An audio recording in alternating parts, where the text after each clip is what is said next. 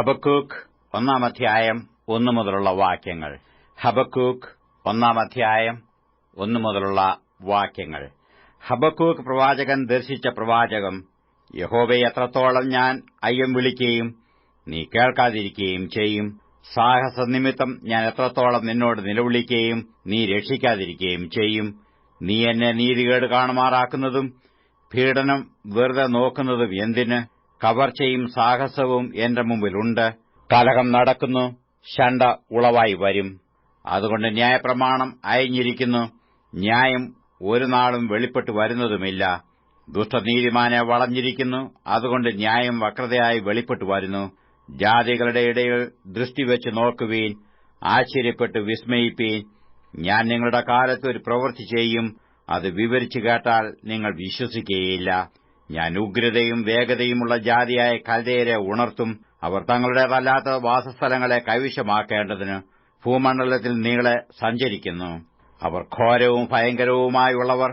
അവരുടെ ന്യായവും ശ്രേഷ്ഠതയും അവരിൽ നിന്ന് തന്നെ പുറപ്പെടുന്നു. അവരുടെ കുതിരകൾ പുള്ളിപ്പുലികളെക്കാൾ വേഗതയും വൈകുന്നേരത്തെ ചെന്നായ്ക്കളെക്കാൾ ഉഗ്രതയുമുള്ളവ. അവരുടെ കുതിരച്ചേവകർ ഗർവിച്ചോടിക്കുന്നു. അവരുടെ കുതിരച്ചേവകർ ദൂരത്തുനിന്ന് വരുന്നു. തിന്നുവാൻ ബന്ധപ്പെടുന്ന കഴുകനെപ്പോലെ അവർ പറന്നുവരുന്നു. അവർ ഏവരും സംഹാരത്തിനായി വരുന്നു. അവരുടെ മുഖം മുമ്പോട്ട് ബന്ധപ്പെടുന്നു. അവർ മണൽ പോലെ ബദ്ധന്മാരെ പിടിച്ചു ചേർക്കുന്നു. അവർ രാജാക്കന്മാരെ പരിഹസിക്കുന്നു. പ്രഭുക്കന്മാർ അവർക്ക് ഹാസ്യമായിരിക്കുന്നു. അവർ ഏതു കോട്ടയെയും കുറിച്ച് ചിരിക്കുന്നു. അവർ മണ്ണ് കുന്നിച്ചു അതിനെ പിടിക്കും. അന്നു അവൻ കാറ്റുപോലെ അടിച്ചു കടന്നു അതിക്രമിച്ചു കുറ്റക്കാരനായിത്തീരും. സ്വന്തം ശക്തിയല്ലോ അവന് ദൈവം. എന്റെ ദൈവമായ യഹോവേ, നീ പുരാതനമേ എന്റെ പരിശുദ്ധനല്ലയോ? ഞങ്ങൾ മരിക്കയില്ല. യഹോവേ, നീ അവനെ ന്യായവിധിക്കായി നിയമിച്ചിരിക്കുന്നു. പാറയായുള്ളവയെ ശിക്ഷയ്ക്കായി നീ അവനെ നിയോഗിച്ചിരിക്കുന്നു. ദോഷം കണ്ടുകൂടാതവണ്ണം നിർമ്മല ദൃഷ്ടിയുള്ളവനും പീഡനം കാൺമാൻ കഴിയാത്തവനുമായുള്ളവേ, ദ്രോഹം പ്രവർത്തിക്കുന്നവരെ നീ വെറുതെ നോക്കുന്നതും ദുഷ്ടൻ തന്നിലും നീതിമാനായവനെ വിഴുങ്ങുമ്പോൾ നീ മിണ്ടാതിരിക്കുന്നതും മനുഷ്യരെ സമുദ്രത്തിലെ മത്സ്യങ്ങളെപ്പോലെയും അധിപതിയില്ലാത്ത ഇഴജാതികളെപ്പോലെയും ആക്കുന്നതും എന്ത്? അവൻ അവയെ ഒക്കെയും ചൂണ്ടൽ കൊണ്ട് പിടിച്ചെടുക്കുന്നു. അവൻ വല കൊണ്ടു അവയെ വലിച്ചെടുക്കുന്നു. കോരുവലയിൽ ചേർത്തുകൊള്ളുന്നു. അതുകൊണ്ടു അവൻ സന്തോഷിച്ചാനന്ദിക്കുന്നു. അത് ഹേതുവായി അവൻ തന്റെ വലയ്ക്ക് ബലി കഴിക്കുന്നു. കോരുവലയ്ക്ക് ധൂപം കാട്ടുന്നു. അവയാലല്ലോ അവന്റെ ഓഹരി പുഷ്ടിയുള്ളതും അവന്റെ ആഹാരം പൂർത്തിയുള്ളതുമായി തീരുന്നത്. അത് നിമിത്തം അവൻ തന്റെ വല കുടഞ്ഞു. ജാതികളെ ആദരിക്കാതെ നിത്യം കൊല്ലുവാൻ പോകുമോ? ഹബക്കൂക്ക് 2 അധ്യായം 1 മുതലുള്ള വാക്യങ്ങൾ. ഹബക്കൂക്ക് 2 അധ്യായം 1 മുതലുള്ള വാക്യങ്ങൾ.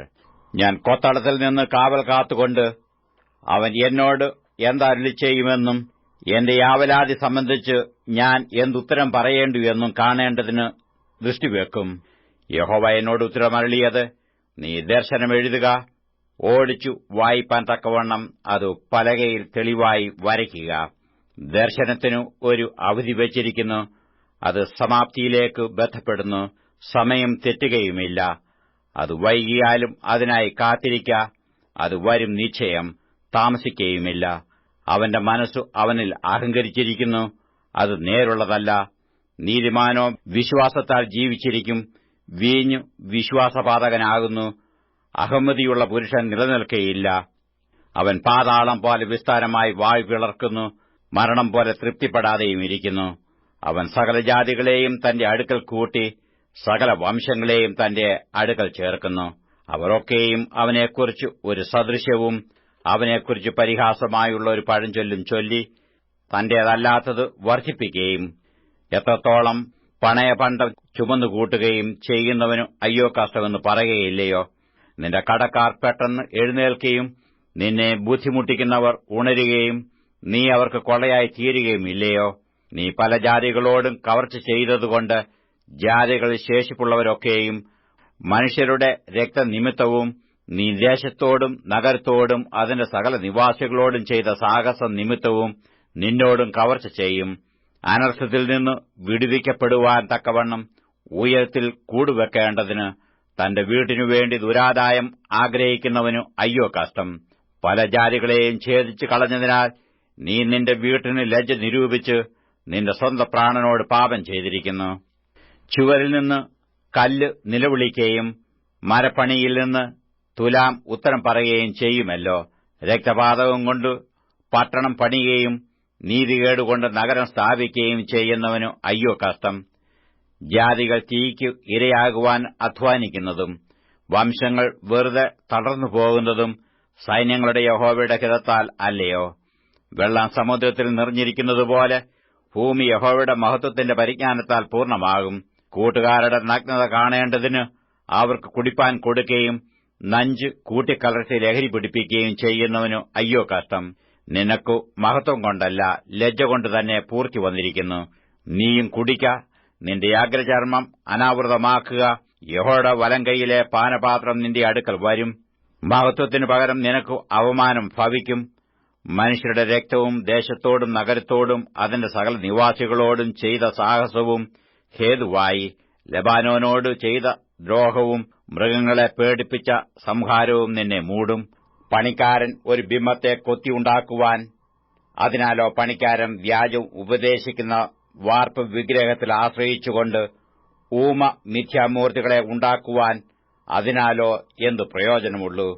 മരത്തോട് ഉണരുക എന്നും ഊമക്കല്ലിനോട് എഴുന്നേൽക്ക എന്നും പറയുന്നവന് അയ്യോ കഷ്ടം. അത് ഉപദേശിക്കുമോ?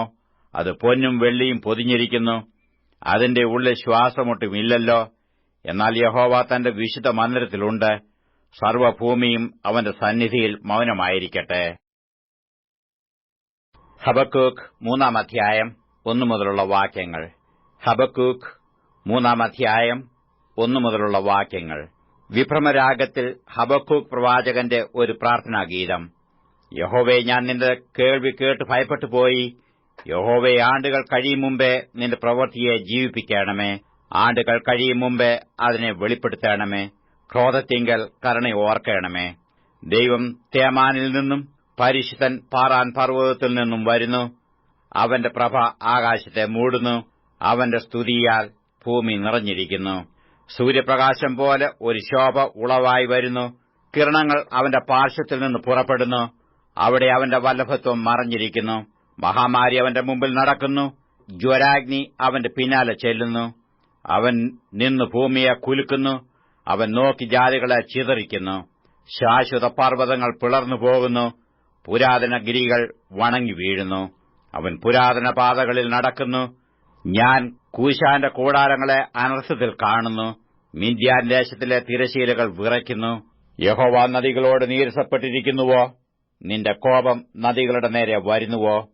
നീ കുതിരപ്പുറത്തും ജയരഥത്തിലും കയറിയിരിക്കിയാൽ നിന്റെ ക്രോധം സമുദ്രത്തിന്റെ നേരെ ഉള്ളതോ?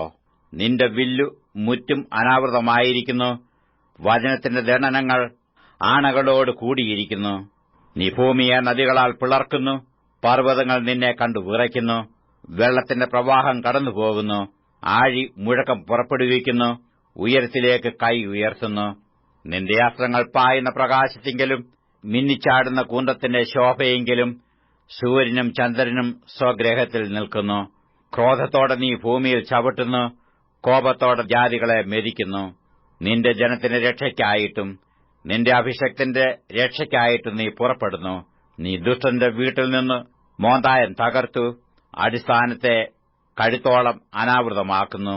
നീ അവന്റെ കുന്തങ്ങൾ കൊണ്ടും അവന്റെ യോദ്ധാക്കളുടെ തല കുത്തിത്തുളയ്ക്കുന്നു. എന്നെ ചിതറിക്കേണ്ടതിനു അവർ ചുഴലിക്കാറ്റുപോലെ വരുന്നു. എളിയവനെ മറവിൽ വെച്ച് വിഴുങ്ങുവാൻ പോകുന്നതുപോലെ അവർ ഉല്ലസിക്കുന്നു. നിന്റെ കുതിരകളോടുകൂടെ നീ സമുദ്രത്തിൽ പെരുവള്ളക്കൂട്ടത്തിൽ തന്നെ നടകൊള്ളുന്നു.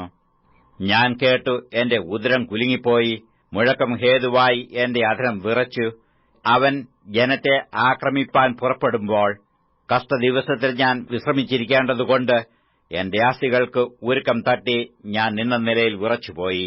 അത്തിവൃക്ഷം തളിർക്കയില്ല. മുന്തിരിവള്ളിയിൽ അനുഭവം ഉണ്ടാകയില്ല. ഒലിവുമരത്തിന്റെ പ്രയത്നം നിഷ്ഫലമായി പോകും. നിലങ്ങൾ ആഹാരം വിളയിക്കയില്ല.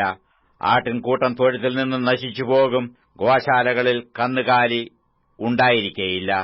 എങ്കിലും ഞാൻ യഹോവയിൽ ആനന്ദിക്കും. എന്റെ രക്ഷയുടെ ദൈവത്തിൽ ഘോഷിച്ചുല്ലസിക്കും. യഹോവയായ കർത്താവിന്റെ ബലമാകുന്നു. അവൻ എന്റെ കാൽ പേടമാൻ കാലുപോലെയാക്കുന്നു, ഉന്നതകളിന്മേൽ എന്നെ നടക്കുമാറാക്കുന്നു. സംഗീത പ്രമാണിക്ക് തന്ത്രനാദത്തോടെ